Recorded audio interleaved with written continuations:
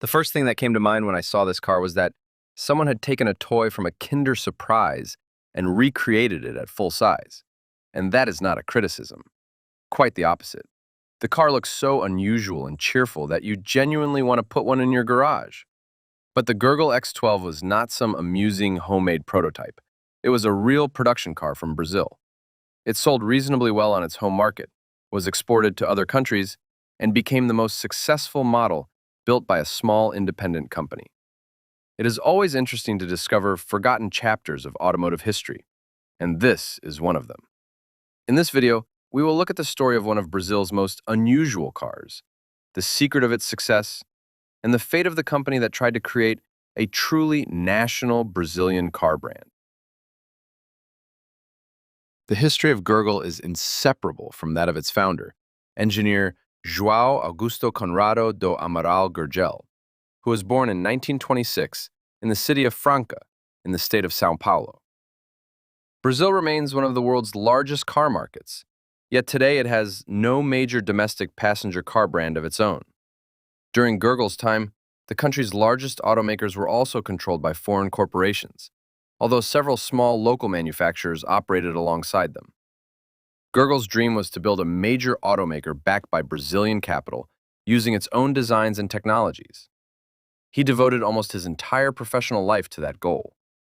After graduating, he traveled to the United States, where he continued his education and trained at General Motors and Buick facilities. After returning to Brazil, he worked for a time at the local divisions of General Motors and Ford before leaving to pursue his own projects. Gurgel's first proper car appeared even before he founded his own company. In 1966, Macan, a firm he owned with several partners, introduced the Gurgel 1200, a lightweight car with a fiberglass body, a Volkswagen chassis, and Volkswagen mechanical components. Its simple design made it possible to create 4 versions from the start: the recreational Enseada and Ipanema, the more expensive Augusta, and the utility-focused Javante. At the São Paulo Motor Show, the project received around 200 orders, a serious result for a car with no major manufacturer behind it. In September 1969, Gurgel left Macan and founded his own company. At first, it continued the small-scale production of the Ipanema, building around 4 cars a month. But Gurgel did not want to keep fitting his own bodies onto ready-made Volkswagen chassis. So he developed a structure called plasteel, a frame of steel tubes enclosed between layers of reinforced fiberglass. It was light, strong, resistant to corrosion, and allowed the company to build its own utility vehicles without the enormous cost of manufacturing steel bodies.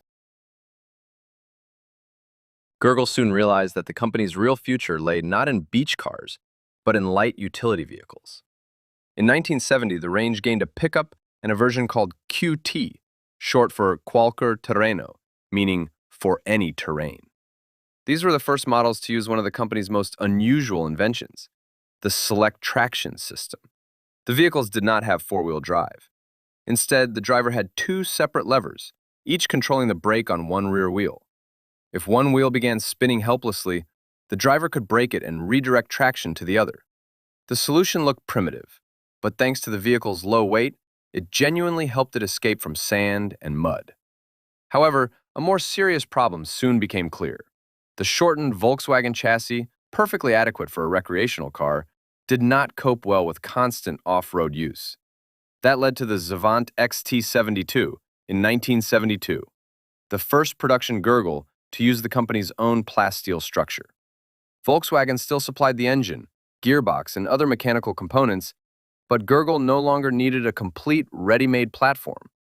The result was a vehicle built very differently from the conventional off-roaders of the period. Instead of a heavy frame, solid axles, and four-wheel drive, it used a light tubular structure, a fiberglass body, a rear-mounted engine, and a simple rear-wheel drive layout. Despite this, the Zavant proved capable off-road, simple, and inexpensive to maintain. Sales increased, government and military orders followed, and in 1974, the company opened a new factory in Rio Claro. At the same time, the world was in the middle of a fuel crisis, and Gurgel responded in a way that was highly unusual for the era. At the 1974 Motor Show, the company introduced the Itaipu E150, a tiny two-seat electric car created against the backdrop of the global oil crisis. It could reach around 50 kilometers per hour and travel between 60 and 80 kilometers on a single charge. Gurgel even proposed creating a fleet of these cars in Rio Claro, with dedicated charging spaces. However, the E-Type was too expensive and too heavy because of its batteries, so the project never progressed beyond a few dozen prototypes. In May 1975, the company introduced the X10, which received around 120 changes compared with the previous Zavante. Then, in November, a shorter and taller version appeared, the same X12 I mentioned at the beginning of the video. The vehicle was originally developed to meet the requirements of the Brazilian military. To improve its off-road ability, the body was shortened by another 20 centimeters, the ground clearance was increased, and both the front and rear overhangs were reduced. In terms of its basic design, the X12 remained a typical Gurgel. At the rear was an air-cooled Volkswagen flat-4 engine.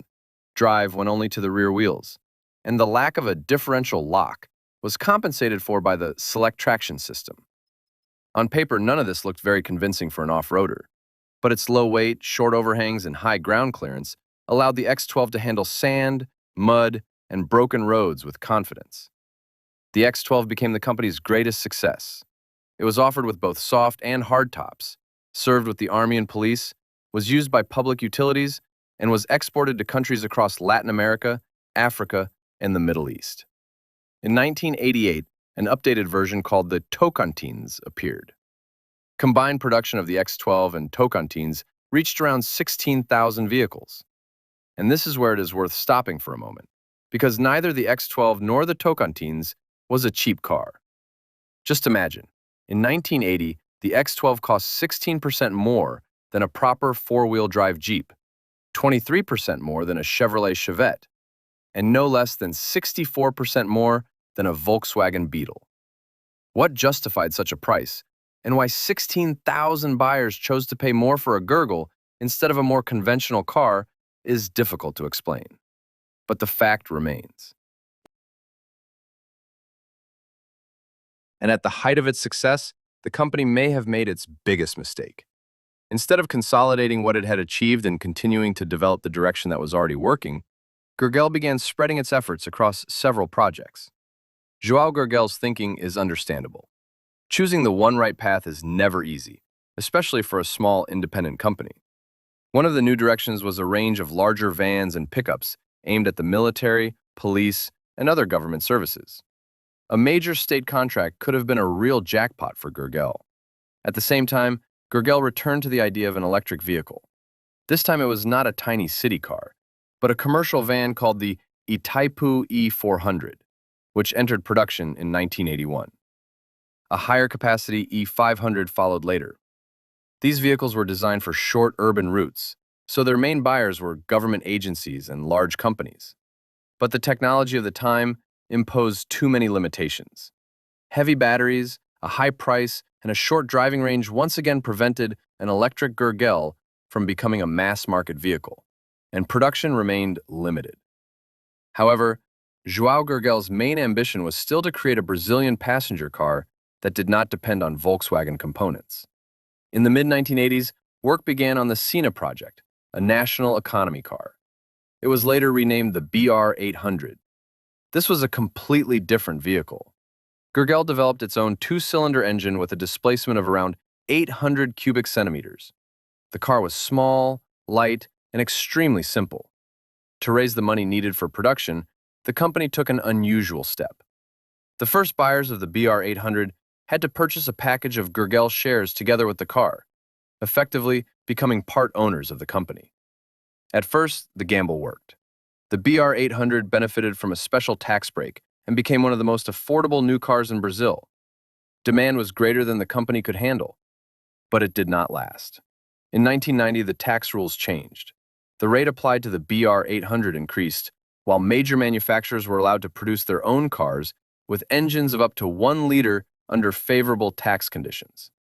Almost immediately, the Fiat Uno Mille entered the market. It was more spacious, more powerful, and more conventional, and it was produced by a huge corporation. At the same time, Brazil began opening its market to imports. not least because of pressure from major automotive corporations. Gurgel now had to compete not only with local manufacturers, but also with modern foreign cars. The company tried to update the BR800 and prepare an even cheaper model called the Delta. A new factory was planned for it, but Gurgel never secured the necessary financing. Production began to grind to a halt, while the company's debts continued to grow. In 1993, Gurgel filed for bankruptcy protection.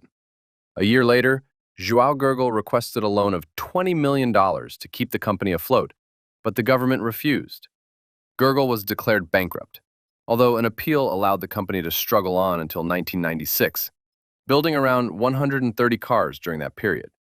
Its final years brought updated versions of the Super Mini, Moto Machine, and Carajás, as well as an unusual Moto 4 prototype with a centrally positioned driver's seat. But none of them could save the company.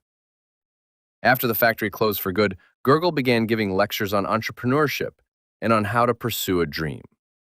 In 1997, he was diagnosed with Alzheimer's disease. He died in 2009, without ever receiving the recognition he deserved as the man who had made a serious attempt to create a truly Brazilian car.